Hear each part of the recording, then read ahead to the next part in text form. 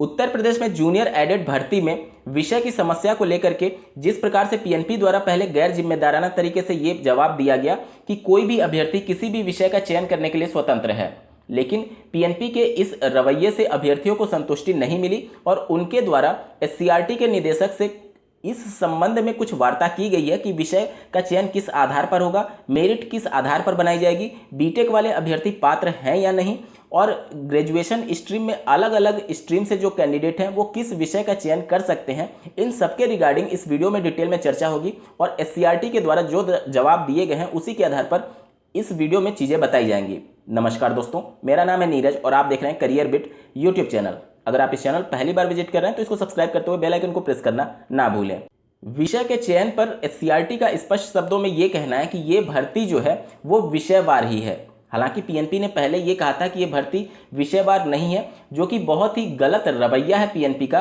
कि अभ्यर्थियों को गुमराह करने की स्थिति में लाया जा रहा है। अगर उनको इस सब के बारे में जानकारी नहीं थी तो वो क्लियर शब्दों में बता सकते थे। जिस प्रकार से प्रदेश भर के अभ्यर्थी अभी भी गुमराह हो रहे हैं, उनसे गुमराह होने से अभ्यर्थी बच जाते हैं। तो अब आप क्लियर सुन लीजिए, इस एससीईआरटी जो कि नियमावली बनाती है जूनियर एडेड या फिर किसी भी शिक्षक भर्ती के लिए, उनके द्वारा स्पष्ट शब्दों में ये कहना है कि जूनियर एडेड शिक्षक भर्ती जो है वो विषयवार होगी और जो मेरिट बनेगी वो भी विषयवार ही बनने वाली है। अब आप लोग के मन में प्रश्न आएगा कि जब आवेदन करने जाते हैं तो उसमें विषय का कोई भी ऑप्शन ही नहीं मांगा जाता है, तो ये विषयवार कैसे होगी। देखिए, ऑफिशियल जो शासनादेश जारी किया गया था उसमें क्लियर ये लिखा गया है कि जब आप ओएमआर सीट भरेंगे परीक्षा हाल में तो उसमें आपसे विषय का चयन पूछा जाएगा और उस विषय के चयन के लिए आपका जो आधार होगा वो आपके ग्रेजुएशन के स्ट्रीम के आधार पर ही सेलेक्ट किया जाएगा। एससीईआरटी ने स्पष्ट ये कहा है कि आप ग्रेजुएशन में जो मेन सब्जेक्ट के रूप में पढ़े होंगे उसी के आधार पर आप विषय का चयन करेंगे। और स्पष्ट शब्दों में उन्होंने ये भी क्लियर किया है कि जूनियर एडेड जो भर्ती के लिए इस समय विज्ञापन आया हुआ है ये सिर्फ एक पात्रता परीक्षा है, क्योंकि जूनियर एडेड के लिए भर्ती अलग से निकाली जाएगी जब इसकी परीक्षा संपन्न हो जाएगी और उसके बाद से एक अलग विज्ञापन जारी किया जाएगा जिसमें सब्जेक्ट वाइज कितनी वैकेंसीज हैं उसके बारे में ब्यौरा रहेगा और जिस सब्जेक्ट से आप पास करेंगे उसके आधार पर उसमें आप फॉर्म भरेंगे और उसके बाद से अलग अलग सब्जेक्ट्स की अलग अलग मेरिट बनाई जाएगी। आइए अब बात कर लेते हैं कि कैसे सब्जेक्ट का चयन करना है। तो एससीईआरटी के अनुसार अगर आपका मेन सब्जेक्ट के रूप में ग्रेजुएशन में कोई भी लैंग्वेज है, हिंदी, अंग्रेजी और संस्कृत, तो आप इन तीनों में से जो आपका मेन सब्जेक्ट के रूप में होगा उसका चयन लैंग्वेज टीचर के रूप में आप कर सकते हैं। ठीक है, यानी कि अगर आप हिंदी के शिक्षक बनना चाहते हैं तो मेन सब्जेक्ट के रूप में आपके ग्रेजुएशन में होना चाहिए। अगर अंग्रेजी के बनना चाहते हैं या फिर संस्कृत के तो वो जिस विषय से आप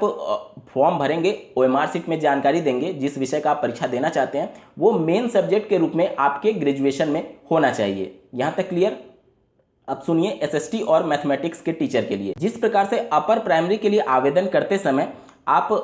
एसएसटी या फिर मैथमेटिक्स और साइंस का सिलेक्शन करते हैं, उसी के आधार पर इसमें भी आपको एसएसटी और मैथमेटिक्स और साइंस का सिलेक्शन करना होगा। यानी कि साइंस ग्रुप वाले जो भी अभ्यर्थी होंगे, साइंस ग्रुप में कौन कौन आ गया, जो बीएससी होंगे और जो बीटेक होंगे वो सभी मैथमेटिक्स और साइंस वाले ग्रुप में जाएंगे। इसके अलावा जो भी स्ट्रीम बच जाते हैं, भले ही आप बीए किए हों या फिर बीबीए किए हों, बीकॉम किए हों, वो सभी सोशल साइंस वाले ग्रुप में जाएंगे। यानी कि बीबीए, बीकॉम,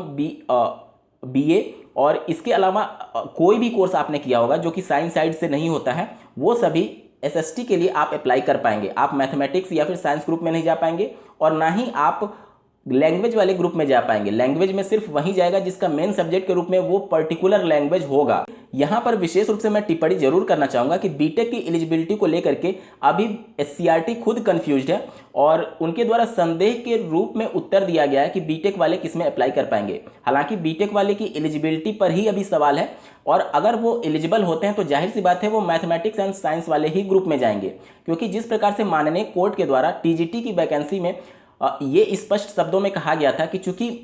बीटेक वाले अभ्यर्थी ना तो मैथमेटिक्स और ना ही साइंस मेन सब्जेक्ट के रूप में पढ़ते हैं, इस वजह से उनको गणित का शिक्षक नहीं बनाया जा सकता। अपने पिछले वीडियो में मैंने उनके उस फैसले के आधार पर एक न्यूज आर्टिकल जो पब्लिश हुई थी उसको मैंने आपको दिखाया था। तो माननीय कोर्ट ने ये स्पष्ट कर दिया है कि सब्जेक्ट टीचर के रूप में बीटेक अभ्यर्थियों को गणित का शिक्षक नहीं माना जा सकता। तो बीटेक वाले अभ्यर्थियों के लिए मैथमेटिक्स एंड साइंस ग्रुप से अप्लाई करने की स्थिति को लेकर के अभी सीआरटी के द्वारा जो जवाब दिया गया है वो उतना स्पष्ट नहीं है, यानी वो खुद कंफ्यूज्ड हैं कि ये अभ्यर्थी आवेदन कर पाएंगे या नहीं, और भविष्य के गर्त में है कि इनको किस प्रकार से ट्रीट किया जाएगा। लेकिन उन्होंने मना नहीं किया है कि आप आवेदन नहीं कर सकते हैं, आप आवेदन जरूर कर दीजिएगा।